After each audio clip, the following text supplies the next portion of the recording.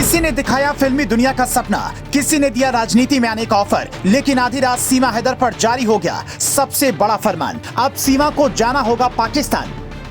रबूपुरा में पसर गया सन्नाटा, फूट फूट कर रोया सचिन। भारत सरकार ने लिया सीमा और सचिन के मामले में सबसे बड़ा एक्शन, हो गया पर्दाफाश। हिंदुस्तान के जवानों की हाथ लगा सीमा हैदर की जासूसी का सबसे बड़ा सबूत, ऐसा खुलासा जो आपकी नींद उड़ा देगा। सीमा और सचिन समझ रहे थे कि अब उनका कोई कुछ नहीं बिगाड़ सकता, लेकिन एटीएस और आईबी की नजर सीमा हैदर और सचिन पर लगातार थी।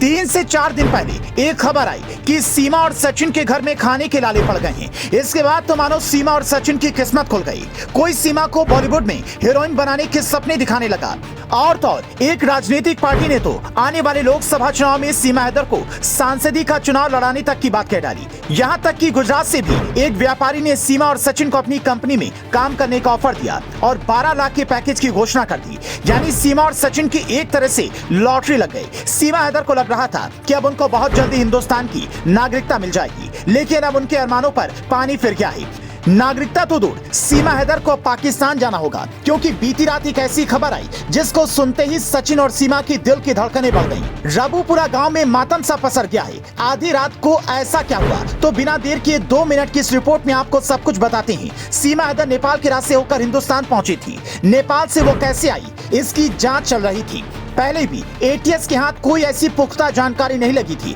जिससे पता लगाया जा सके कि सीमा हिंदुस्तान कैसे पहुंची, लेकिन अब पाकिस्तान से नेपाल के रास्ते भारत आई सीमा हैदर के मामले में बड़ा एक्शन हुआ है।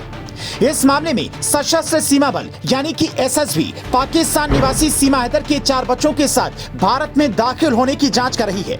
इसी कड़ी में एसएसबी ने भारत नेपाल सीमा पर बस में जांच के दौरान लापरवाही पर एक हेड कांस्टेबल को निलंबित कर दिया है। सीमा हैदर के भारत आने को लेकर यूपी एटीएस समेत जांच एजेंसियां भी जांच में लगी हुई हैं। केंद्रीय एजेंसियों ने एसएसबी को यह पता लगाने के लिए कहा था कि सीमा हैदर कराची से नोएडा कैसे पहुंची।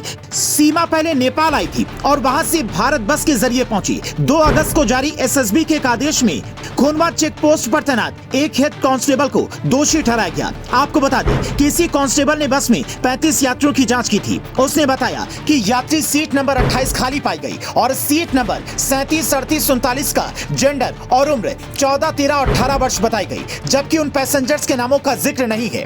कांस्टेबल को जांच के दौरान झूठ बोलने और लापरवाही बरतने के आरोप में निलंबित किया गया है, क्योंकि सीट नंबर 28 पर भी सवारी थी और सभी के नाम का जिक्र भी था। सीमा हैदर अवैध तरीके से हिंदुस्तान की सीमा में दाखिल हुई। हिंदुस्तान का कानून इसकी इजाजत नहीं देता है। खैर, सीमा हैदर की अब युद्ध स्तर पर जांच चल रही है और सीमा हैदर अगर दोषी पाई जाती है तो उसको हर हाल में पाकिस्तान जाना होगा। वैसे भी अगर कोई गैर कानूनी तरीके से बॉर्डर पार करता है तो उसको भी वापस जाना पड़ता है। फिलहाल एसएसबी सीमा हैदर मामले में फुल एक्शन की मूड में है और अब एसएसबी के हाथों कुछ ऐसे सबूत भी लगे हैं जिनसे दूध का दूध पानी का पानी हो जाएगा।